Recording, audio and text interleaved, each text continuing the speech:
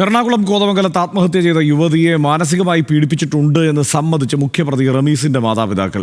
മകൻ യുവതിയെ ക്രൂരമായി പീഡിപ്പിച്ചിരുന്നതായും ഇക്കാര്യം യുവതി തങ്ങളോട് പറഞ്ഞിരുന്നു എന്നും പ്രതികളായ റഹീമോനും ഷെറീനയും മൊഴി നൽകി. മുഖ്യപ്രതി റഹീമിനെ പോലീസ് 2 ദിവസത്തേക്ക് കസ്റ്റഡിയിൽ വാങ്ങി.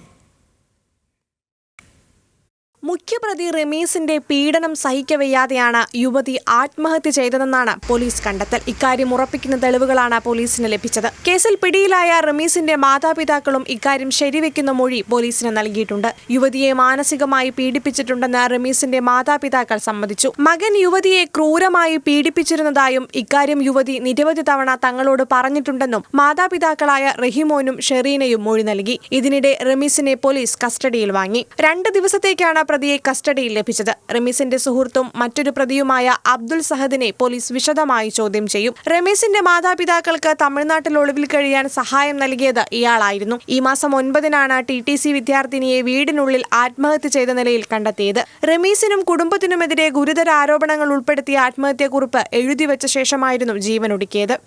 ന്യൂസ് മലയാളം, കൊച്ചി.